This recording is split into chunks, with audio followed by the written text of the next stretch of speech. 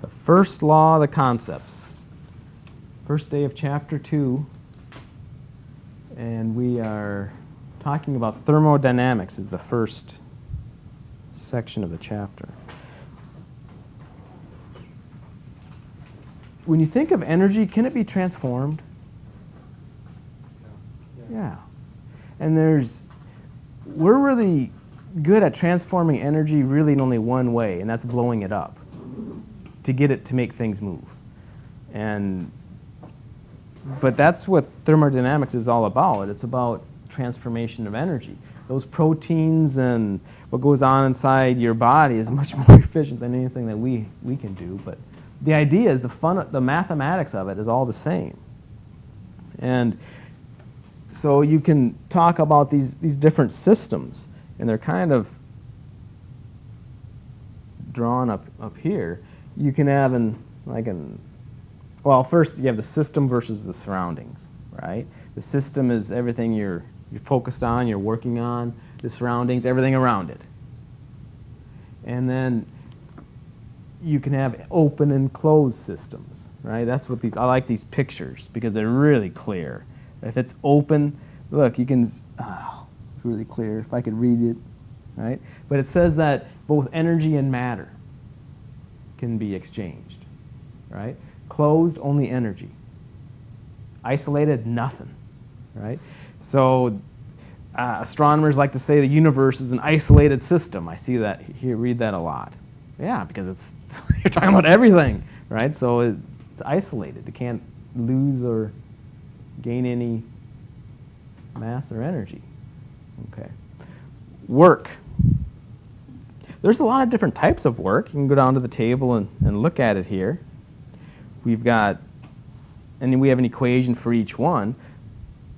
But in all of them, you can't get away from general physics. At least that's what. See, when you start talking about atoms, molecules, I'm always a little bit hesitant. And I shouldn't be, but I am, because do we know everything? Do we know? No, if we're messing with the quantum world, we need to have a whole different set of laws. We're not using Newton's laws. If we're dealing with baseballs flying through a baseball stadium, great. Yeah, Newton's laws work great. If you're dealing with gravity or electromagnetism, you have to pull out Maxwell's equations. You see, it's almost like a different book for different problems. So I guess I shouldn't get that detailed, but what I'm trying to say is work, how we define work. We define work as force times distance. And just kind of as a little micro cell in your brain, just leave it open saying that there's always a possibility there's other ways to define work and energy. But right now, work, force times distance. Something has to move for you to do work, right? And that works. To give you a little more confidence, these laws that they're finding on the quantum level, they have yet to be found that they're wrong. So, and that's existed for what, 30, 40 years. So it's pretty good. It's just you can't use these laws to find out how far a baseball's going to fly. It's kind of weird, huh? Anyway, that's the world we live in, and hopefully they'll get the grand unified theory at some day. But anyway, off that. Work. You have to make an object move. Okay? If it doesn't move, there's no work. Energy, the capacity to do work. Doesn't mean it's going to do work, but it has the capacity to do work. Right? Heat, just an exchange of energy. Right? Energy exchange. You end up getting a change in what? If there's a heat transfer. Change in temperature. Now, is temperature a macroscopic or a microscopic property? Melissa, what would you say?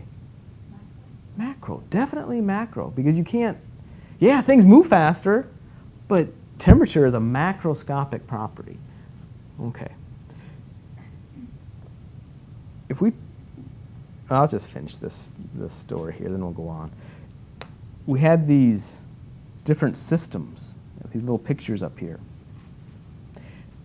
Adiabatic versus diathermal boundaries. Which type of boundary would you call an open system? Adiabatic or diathermal? Diathermal, right? Diathermal allows the energy transfer. Adiabatic doesn't, right?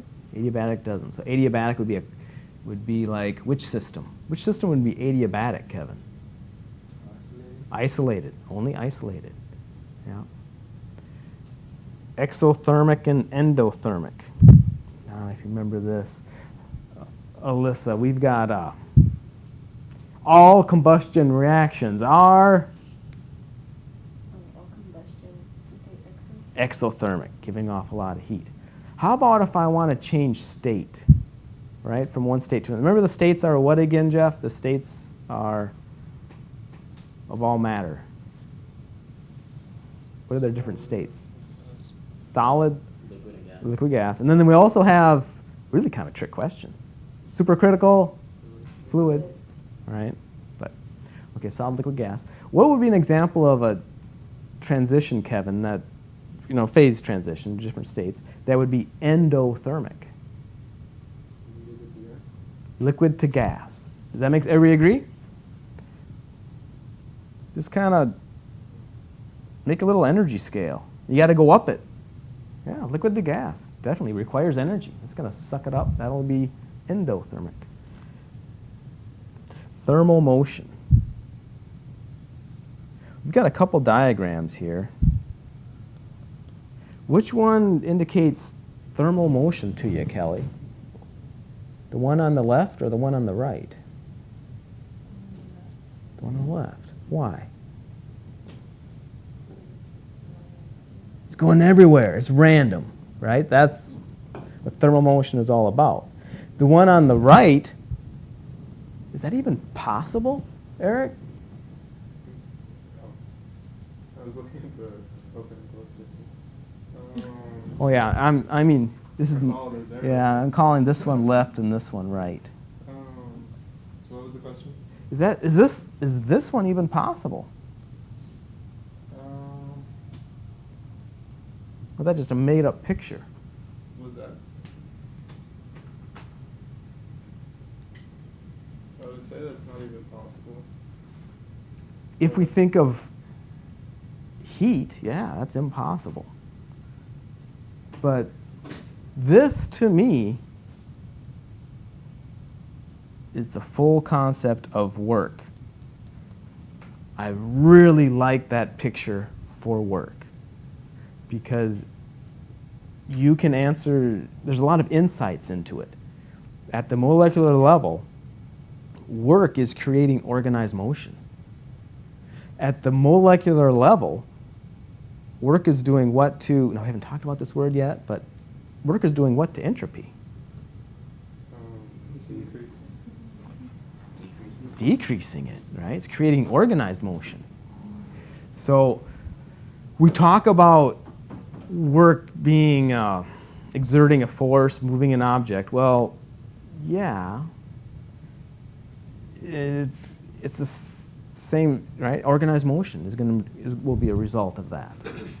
Okay.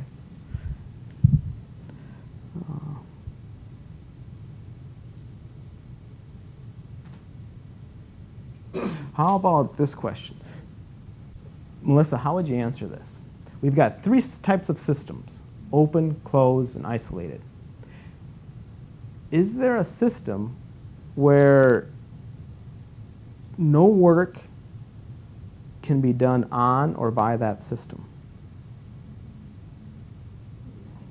It'd be the isolated, right? Yeah, nothing can get out, so you can't do it. And isolated work is, another way of defining work is the transformation of energy. So you can't isolate it, you can't change the amount of energy. So you can't do work on it or have it do work, because then you'd be changing the amount of energy. So, okay. We didn't really pick on this table too much, but there's some good insights in here. Ooh, what is this? They don't have W anymore, they have DW. What's that mean? Nested logs? Mm-mm. Yeah, well, derivative, or I like a better word, infinitesimal. In other words, we're going to do a dinky bit of work. You do a dinky bit of work, right? What's the equation for it? Multiply that external pressure against your dinky change in volume. So that pressure has to stay what? As you change this volume. That pressure has to stay constant. If it doesn't stay constant, you can't write P external. You have to write dP external times dV. But they didn't write dP external times dV. They wrote P external times dV. So what they're mathematically saying, and just I really watch the way they write their math, because there's a lot of help there. You do a little bit of work by keeping the pressure constant and changing the volume a little bit. If that's your situation, this equation works. The work is just multiply the pressure times the change in volume. And they even told you what the units got to be. The units, Kevin, for pressure have to be in pascals. And volume change, everybody has to be in meters cubed. Right, so then I get joules for my energy. Right? So work has units of energy, joules. Because work is energy. It's just a transformation of energy. So you could, now these other three, we're not going to use so much, so really don't worry about them. We're really only going to be doing this top one. Okay. But there's surface expansion, right? There's extending a chain or a rope, something that has tension in it, or electrical work. Okay.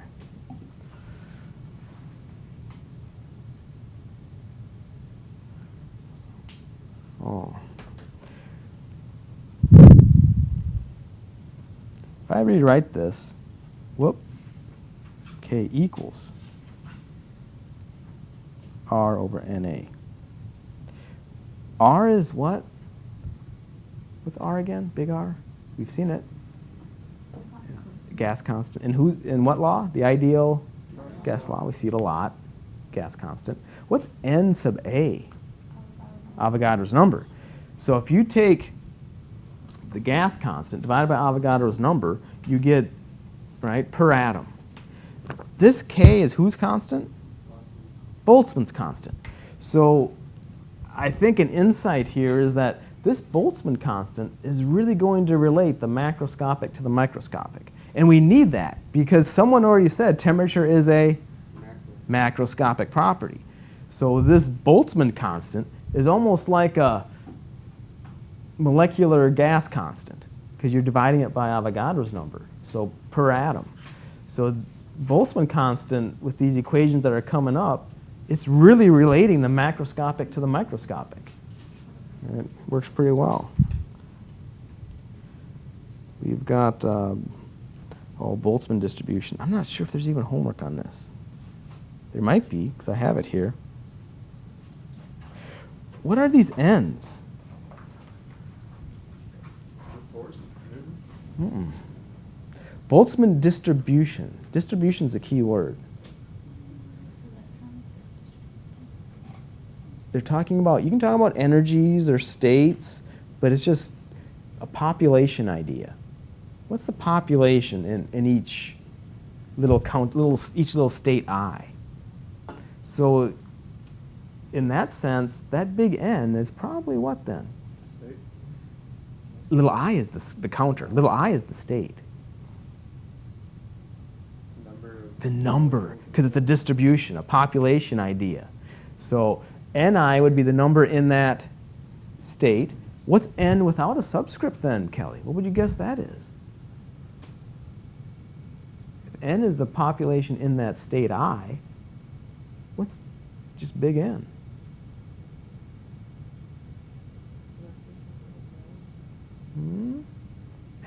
Because with mathematical representations, if they give us N, with a subscript, and then they give an n somewhere else, it's the same meaning. It has to be a population, because it's n. So they're not going to change that on you. So it has to be a population, but population of what? Everything. Right. Population of everything. All the molecules. The total number of them. Right? The total number of them. So Ni would just be the number in that state. Ei would be what, probably, Kevin? EI? Yeah, there's an Ei in there. It's negative Ei over kT. Energy in that state. Exactly. K, Boltzmann constant, T, temperature, Q, the partition function. And then they define it down here, what little q is. Okay. How those atoms are partitioned, or molecules, or whatever they're distributing over different states. Okay, I think that's good. I think we can jump down to the first law. Maybe you didn't hear that, partition function.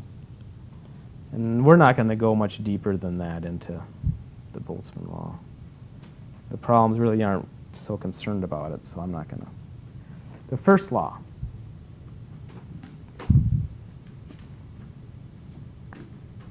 And we're really going to be concerned with the ideal gas law. And the reason why is all energy really can be divvied up into two forms. Jeff, what were those two forms? Pretty much all energy. You can divvy it up into two categories. Potential. Good. It's either potential energy or kinetic energy. Everybody with me so far? Okay. An ideal gas law only exhibits what, Alyssa?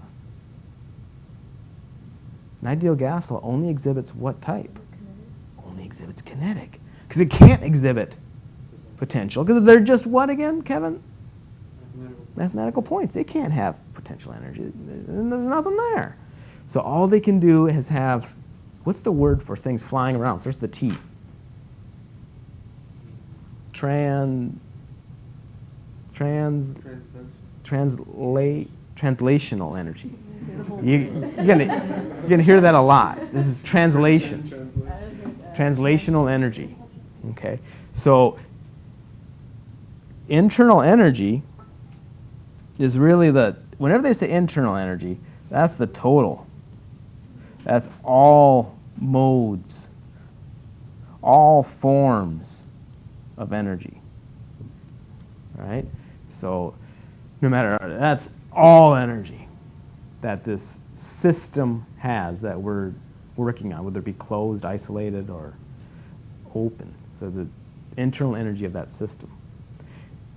All forms. Now, if it's, like I said, ideal gas law, all we have is kinetic energy to worry about. This EK probably stands for what?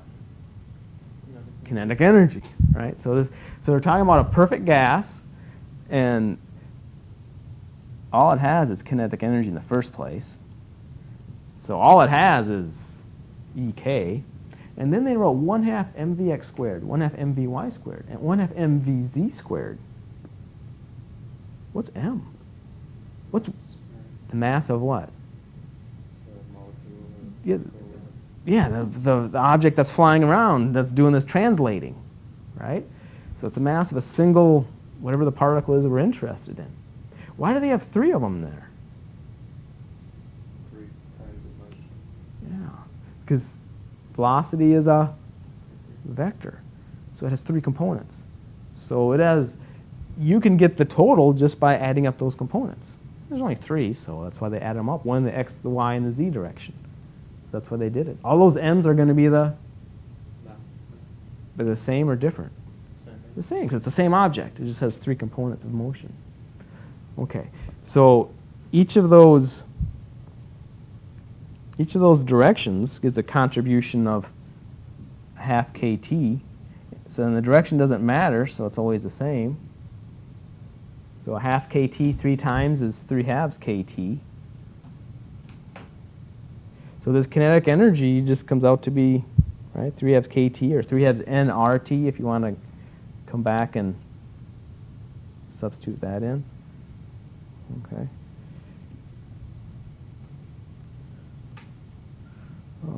Oh, here's it. See if you remember this. Oh, it's leading into it. Is internal energy a state function? Is internal energy a state function? Yes. Because all it depends on is the change, final minus initial. And if you pretty much see that, whenever you see that little delta symbol, remember we talked about in the concept preview? Whenever you see that delta in front of something, you know it's got to be a state function. It just depends on the change in final minus initial. All it depends on is the state that it's in right now. It doesn't matter how it got there. Like, if you remember the idea, you have this. What's the equation to calculate potential energy of an object due to height? MGH, right? So the change of potential energy, right? You can calculate the potential energy of this object. It just doesn't matter how it got to this height. I mean, it came from the hallway out to that other room, whatever, but it started down on the table somewhere, carried it all the way over here, raised it to this height. That's the change of potential energy, is change in height times mg, mass of the pencil and gravity. So that would be an example of a state function.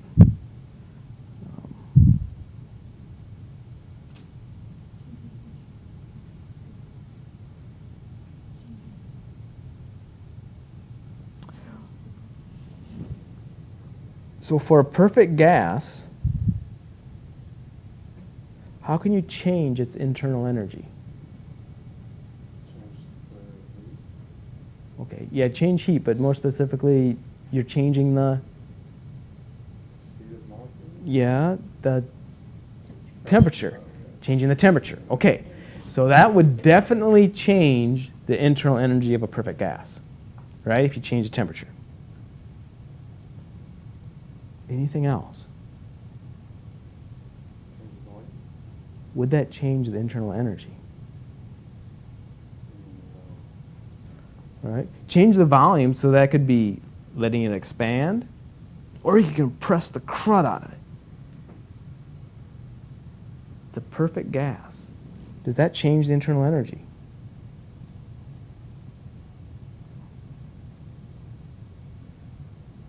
The energy of a perfect gas, it only had, someone said it, and you guys were really comfortable saying it.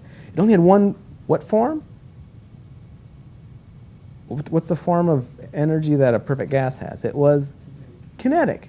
Kinetic only depends on what? Velocity, which only depends on the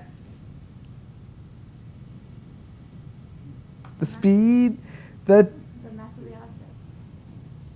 well, that's not going to change on you. You're right. It depends on the mass of the object. The rate at which The speed, the temperature. Isn't that the only way to change the speed? Is to change the temperature? Yeah. Right? That's the only way to change the speed, is to change the temperature. I can compress the crud out of something, right? But if I keep the temperature the same, because you said change volume. You didn't say change temperature. So I have to change the volume in a manner that the temperature doesn't change, because you said change volume. So that means keep temperature this constant. So change the volume, keep temperature constant. Did the internal energy of the perfect gas change? No. What else? See, the only way to change the internal energy of a perfect gas is to change the temperature. So that means compression, expand. What's the fancy word for this? If you do a process and keep the temperature constant? Isothermal. They're going to use that word a lot.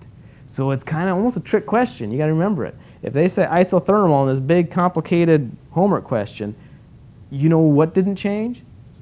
Temperature didn't change. So the internal energy, delta U, is zero. Always. No matter how complicated they make this look.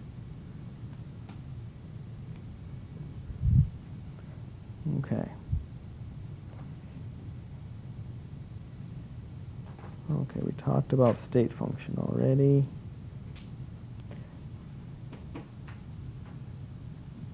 This is called a what derivative, Kelly?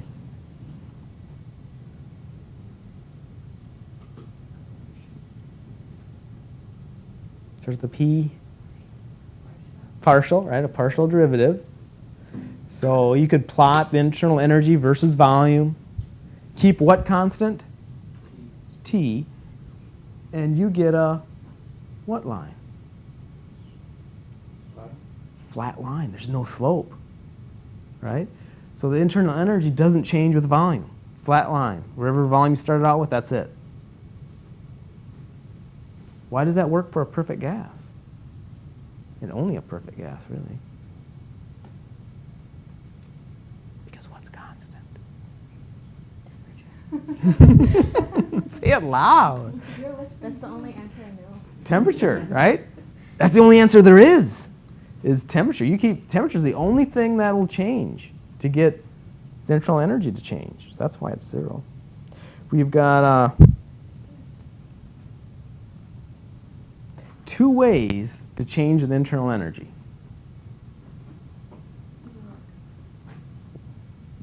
Yeah, what is it?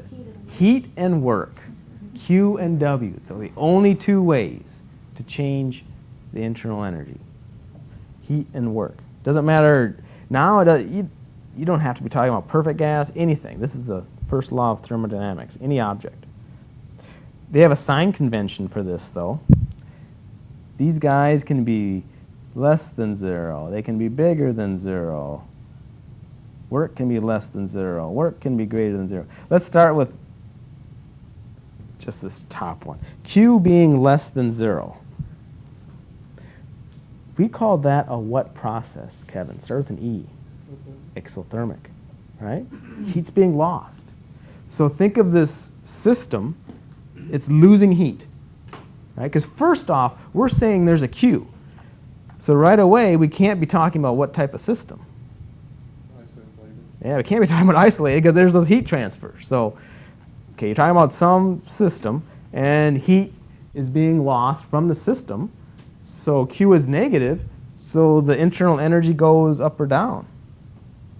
Down. Goes down. It should. Make sense, right? It's kind of like an energy accounting. You lose some heat, yeah, internal energy should go down. You gain some heat, internal energy goes up. Okay, those make sense. How about this one? Work is less than 0.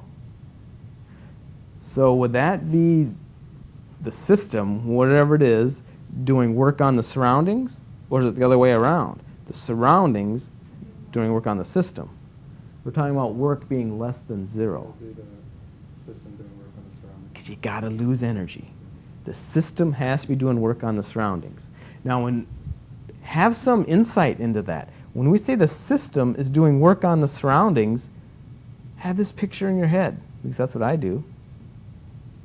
The system is doing work on the surroundings. All we're messing with is, since this is the only type of work we can really do, we're sticking with this one. We're always messing with a gas then. So this system is pushing out, right? It's creating organized motion in the surroundings, right? It has to, because this whole object is pushing out. It's creating organized motion in the surroundings. It's doing work on the surroundings. It takes energy. It's losing internal energy to do it. Work is greater than 0. Now the surroundings is doing work on the system, right? Creating organized motion in the system.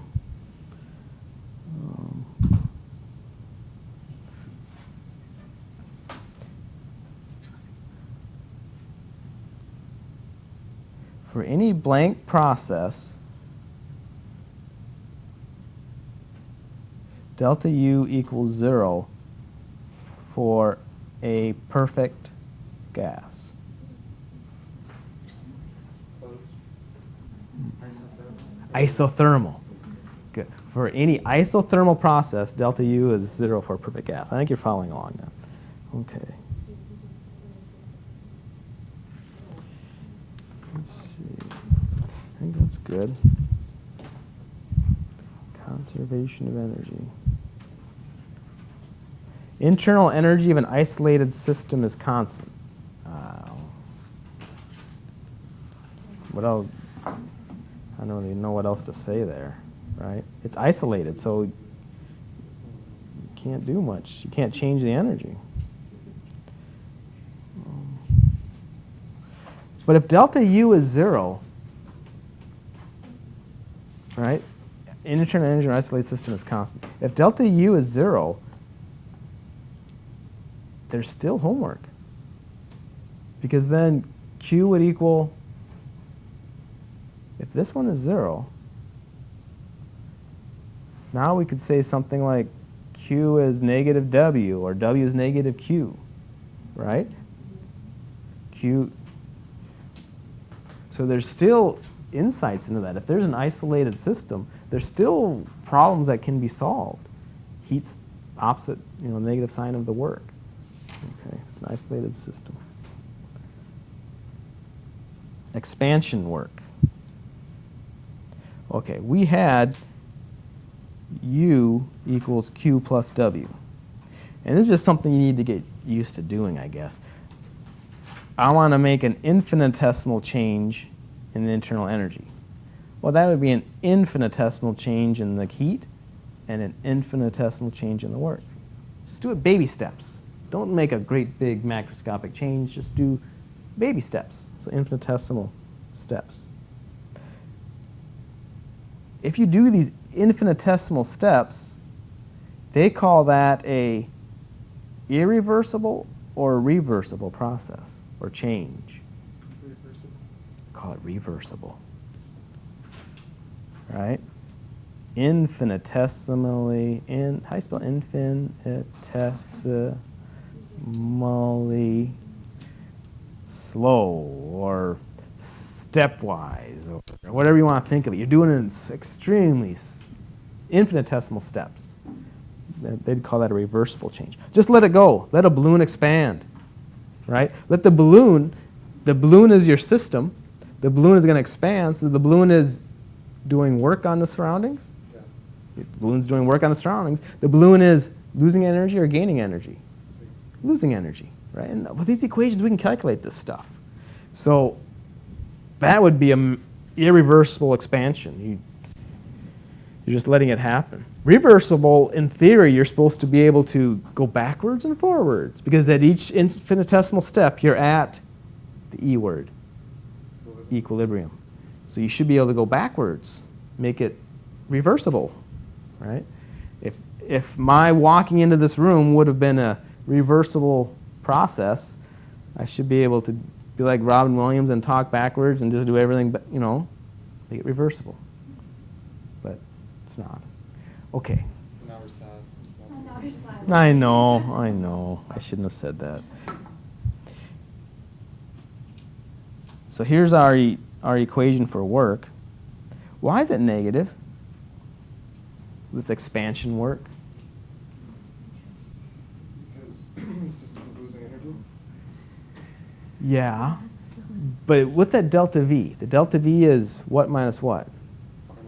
Final minus initial. So if V final if the delta V is positive, then you get your negative answer. So if delta V is positive, Jeff, would that correspond to expansion or compression? If delta V is If positive, delta V is positive, it'd be expansion. it'd be expansion, right? Because V final is bigger than V initial. So if delta V is positive, and that makes sense. That's why you have the negative sign. Because if it's expanding, you're losing energy. You have to do that work on the surroundings. So, all right, because this is V final minus V initial.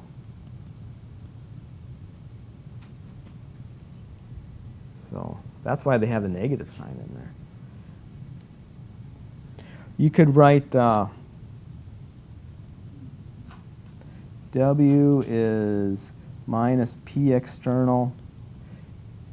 Let's see, V is nRT over P, right? And we're talking about final minus nRT. See where I'm getting that from? Because it's just V final minus V initial, so I just use ideal gas law and substitute them in. But that pressure doesn't change. It's always P external. So these P's I could just factor out and cancel them. Right? Because it's a constant pressure. Pressure's not changing. It gets that constant pressure. I really have nRT final minus nRT initial, which would really just be negative nR delta T. So if it's an ideal gas, that's another way to write expansion work. Negative nR delta T. But I think the volume one is much more common. It's a much more common way to write it. What if, oh, I think you're going to see this in the homework. You're expanding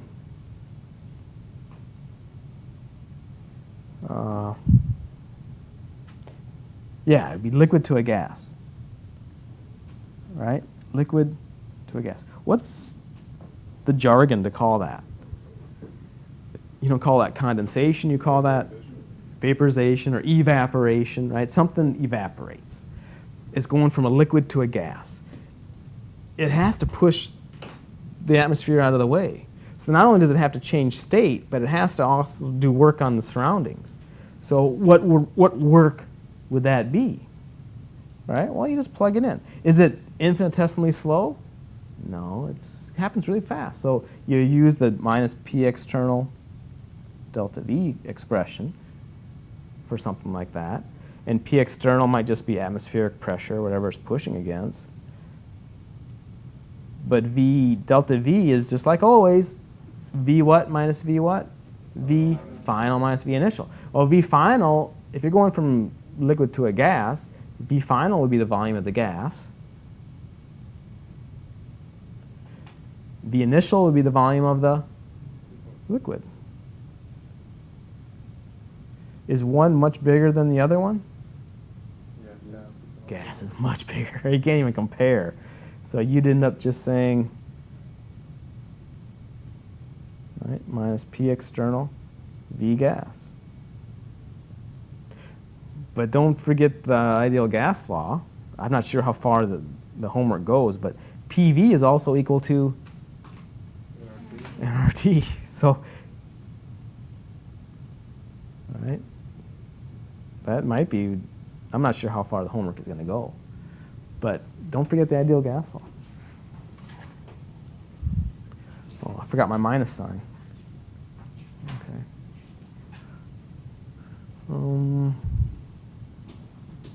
We're almost done here. Oh.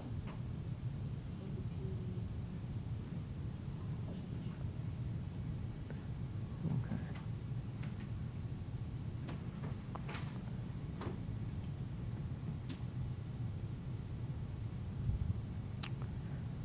If we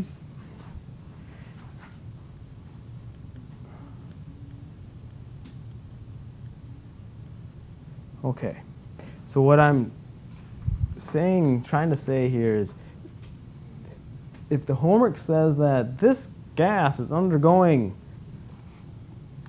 isothermal, reversible work, they just jump right to that expression. Okay, that you're supposed to use this. Well, N would be what, Kevin, in that equation? Little n is always the moles of the gas, the final. Do the units matter on the volume? No. Yeah, they're just going to cancel on you, so don't go through any work there, right? It's isothermal, so what doesn't change?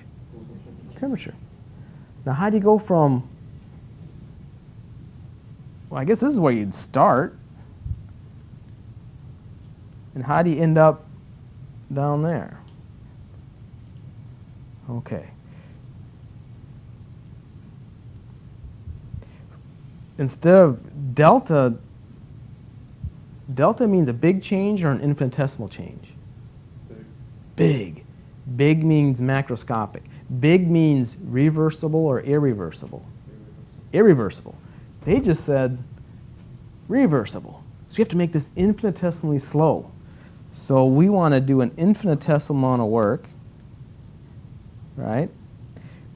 Infinitesimal change in volume. And here's the math really gets at what's going on in the problem. Is the pressure changing? The pressure they're talking about is the external pressure. Is the pressure of the surroundings, the atmosphere, changing? Is this balloon is expanding, or is the liquid is converting to a gas? Is atmospheric pressure changing? No, it stays the same. So you don't write a differential, a little d in front of the p, because it's not changing. Only the volume is. Okay. Now, how do you get rid of differentials? You have to do what, Melissa? The I word. You have to integrate, right? Okay, well, I got to integrate. If I want to get rid of those, fine. Integrate. Okay. So, well, if I integrate dw, I'll just get w. So that side's easy. The other side, though, what are my limits of my integration? The limits always correspond to whatever you're differentiating there. Well, V, yeah. Well, essentially V initial to V final, right? Something like, you want to do V1 to V2 or whatever, but I kind of like V final and V initial. But okay. Does pressure depend on volume? Not with the perfect gas, but with others. It's a constant, but that wasn't the question. The question is does the parameter, does P depend on V? Well, if pressure is Newton per meter squared, then no. I guess you almost have to pull out all the concepts and just look at the math. If you have an equation PV equals nRT, if I give you a different V, you can get a different P, right? So if you just forget all the concept stuff and just look at the math. The math says P is definitely dependent on V. In fact, P is inversely proportional to V. So I forget whose law that. Remember that one? That's Boyle? Okay. So they're inversely proportional. So in fact, you could substitute one in.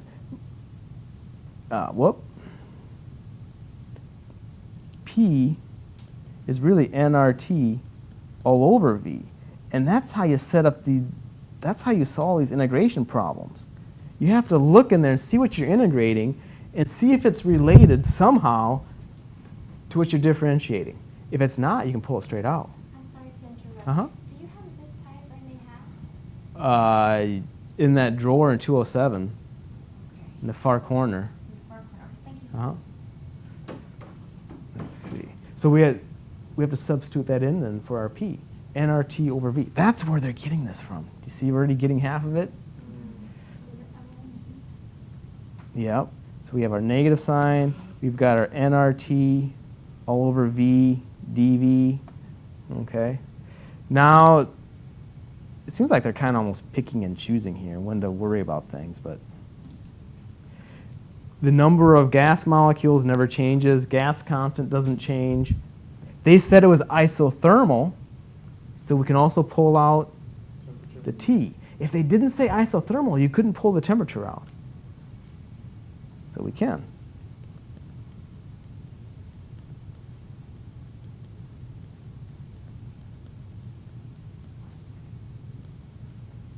Okay, so negative nRT. The derivative of what? In terms of V gives you 1 over V. ln of V, that's where they're getting it from. All right, so then finally, work is negative nRT, right? Natural log of V final minus natural log of V initial.